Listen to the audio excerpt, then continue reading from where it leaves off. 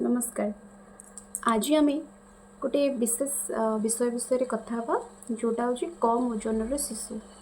कम ओजन शिशु आम क्या कहवा आ कम ओजन शिशुर नियंत्रण आम केमी करवा सेटा घरे हॉस्पिटल रे तो जोटा जहाँ करवा कथा सेटा से माने करेंगे हॉस्पिटल कर्तृपक्ष करूछंती किंतु केतेरु कम हेले आम ताको घरे तार नियंत्रण करिपारिबा ता विषय रे विस्तार रूपे जानिबा।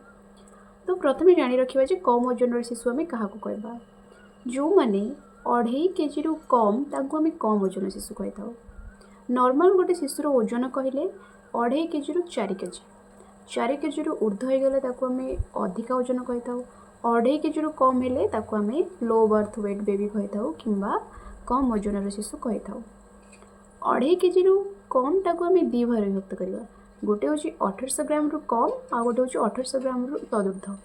तो जो गुड़ाक 1800 ग्राम रु कम होते से तो ऑटोमेटिकली हिमोडायनामिकल अनस्टेबल थे से शरीर से विकास हो न तो से एनआईसीयू रे रहिबे माने जोड़ा आईसीयू छुआ मान आईसीयू रे से रहिबे।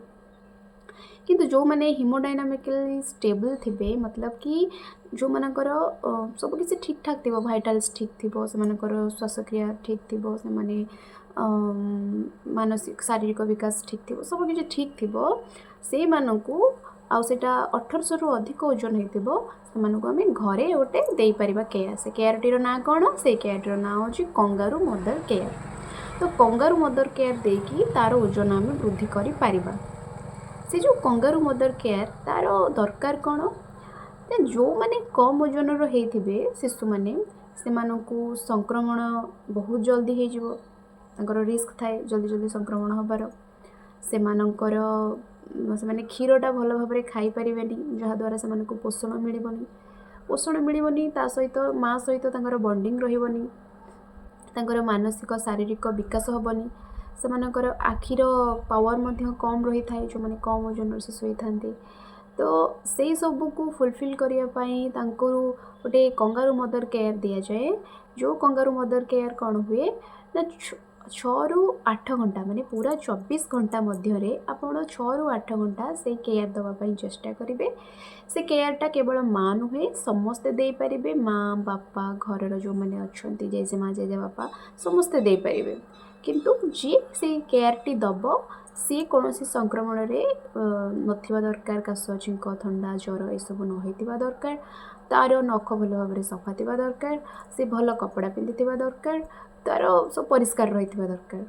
तो से लोकटी कौन करें ये कथा माँ तो माँ टी कौन कर तार से केयरटी प्रदान कर आउ जो मैंने कम ओजन शिशु यही कंगारू मदर केयर दबा पूर्वर ताकू आम पादरे हाथ आउ मथारे माने मुंडरे पादरे सॉक्स पिंधे देबे हाथ में भी पिंधे देबे तार सॉक्सटा आउ मुंडरे मध्य कैप पिंधे देबे आउ बाकी पूरा शरीर आपणकर छुआर खोला रहिबो। से भली माँ मध्य माँ बक्ष भाग मध्य खोला रहिबो माँ देहरे कोनोसी कपड़ा रहिबोनी।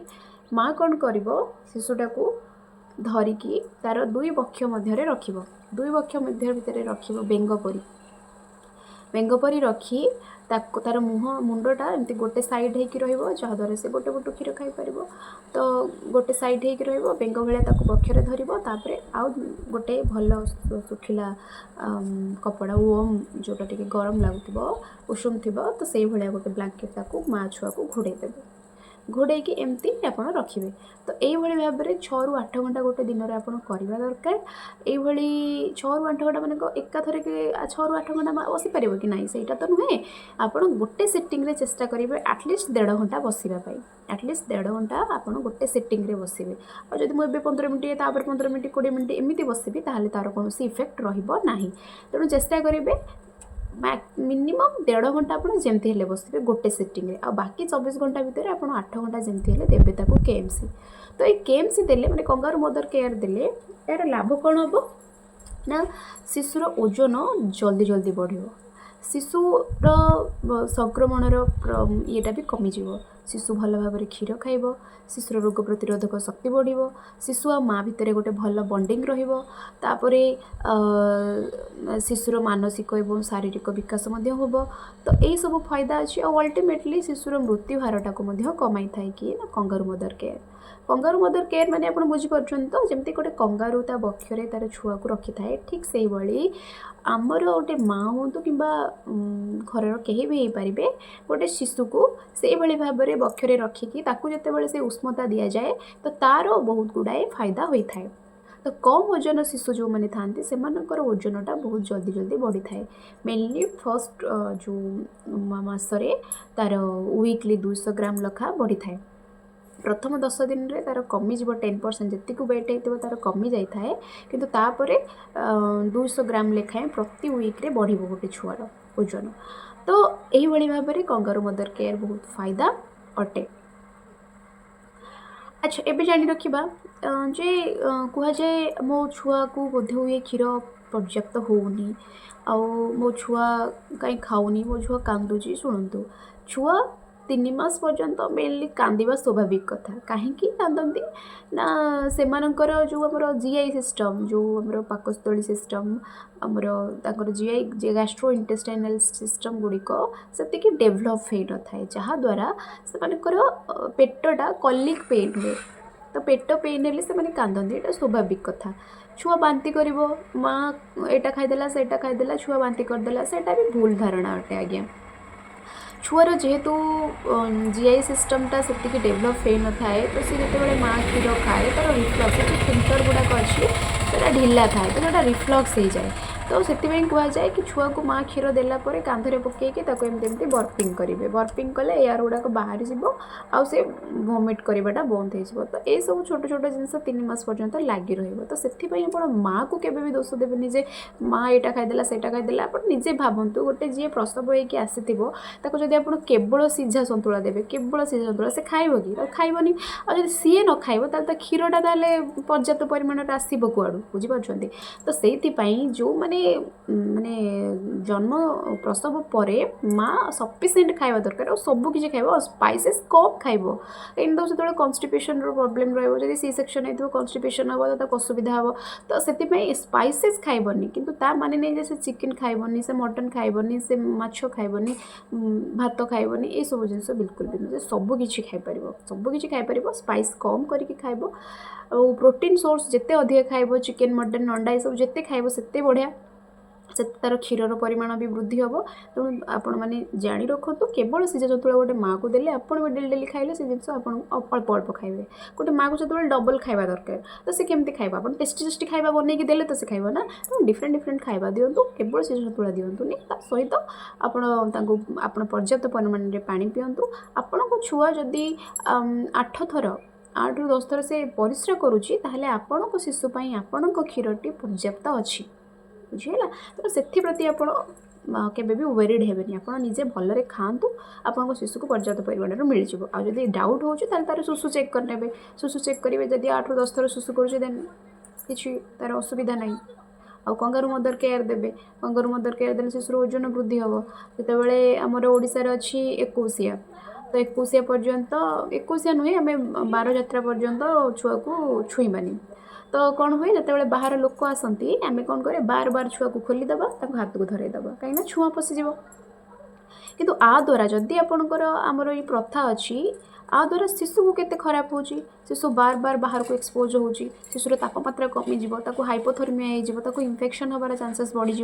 तो ये जिनस करतुनि। जदि छुआ अच्छी देन आपण कौन करेंगे सेतिकी दिन एटलिस्ट क्या छुई दिंतुनि सेतिकी दिन। जदि बाकी छुँच ताले शिशु को माने कभर करके ही छुआंतु। सब बेले शिशु कभर रहा दरकार। आप हाथ भल भाव में वाश करवा दरकार, हाथ धोईकी कि सानिटाइजर थे हाथ को रफ करके छुआ को सब बेले धरवे। आउ बार बार ता कपड़ा खोलिकी धरईदेवा, बार बार कपड़ा खोलिक धरईदेवा, यहाँ छुआ प्रति विपद हम। एमती केबे करेनि। तापरे शिशुर कह जाए जे ता माँ आज गुपचुप खाईदेला तो शिशुर झाड़ा हम, ता माँ आज बहुत राग खाईदेला तो छुआ को राग लगे।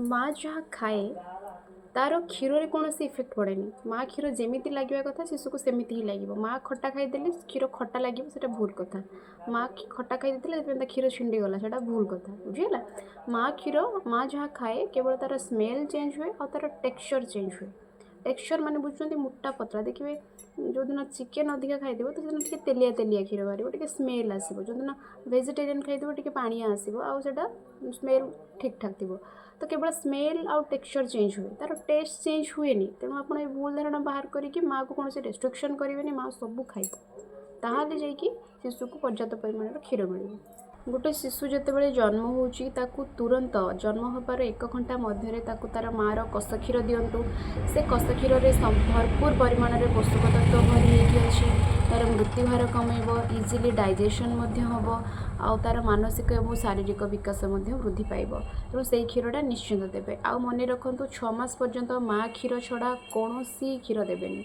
ना गाई क्षीर देवे ना ग्राइप वाटर देवे ना महू देवे ना पानी देवे किसी भी देवेनि माँ क्षीर में सबकि अच्छी आपड़ जदि माँ क्षीर छड़ा गाई क्षीर दौरान गाई क्षीर आपड़ गोटे वर्ष माने 1 वर्ष नहला पर्यंत केवे देवेनि कहीं गाई क्षीरटा इनडाइजेशन हम कल माने आपणकर इन्फेक्शन छुआर हो पारे छुआर पेटरे जंत्रणा हम तापर इन्फेक्शन हम छुआ अଯଥା रोग रे पड़िबो तेणु गाई क्षीर केवे भी 1 वर्ष नहला पर्यंत देवे नाही आउ महूटा 2 वर्ष पर्यंत देवे ना कहीं महूरे गोटे बैक्टेरिया थाए जोटा हुपिंग कफ कराए तेणु छुआ को केबे भी 2 वर्ष पर्यंत महू देवे ना।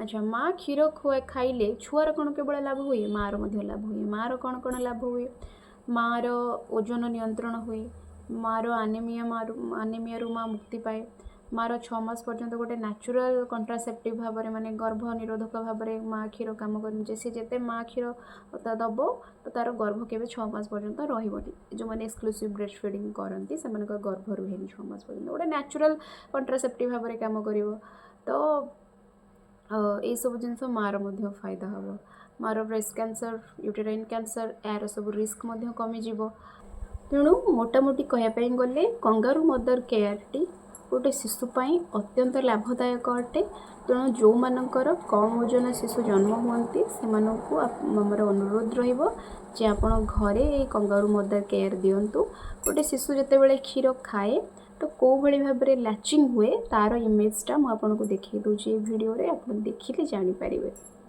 शिशु को जितेबाला आप क्षीर दौरान शिशुर पाटिटा पूरा पूरी खोला रहा दरकार आपणकर स्तनर कला भाग अधिकारु अधिका ता पाटी भितर रहिबा दरकार तल ओठोटी तलको मोड़ी होई रहिबा दरकार एवं एमिति ही हेतिले आपण जानिबे जे छुआटी माने परफेक्टली क्षीर खाई पारुची देखि नियंतु ए फोटो रे आपण केमति लैचिंग हेची प्रॉपर लैचिंग। तो आजिर वीडियो रे आमे जानिले कंगारू मदर केयर कौन आउ माँ पाई आउ छुआ पाई क्षीर माँ क्षीरर फायदा कौन तेणु आजिर विषय एतिकी आसंता वीडियो रे मु कहिबी जे छुआर टीकाकरण गुड़िक कौन कौन आउ केउ समय रे निया जाए। धन्यवाद।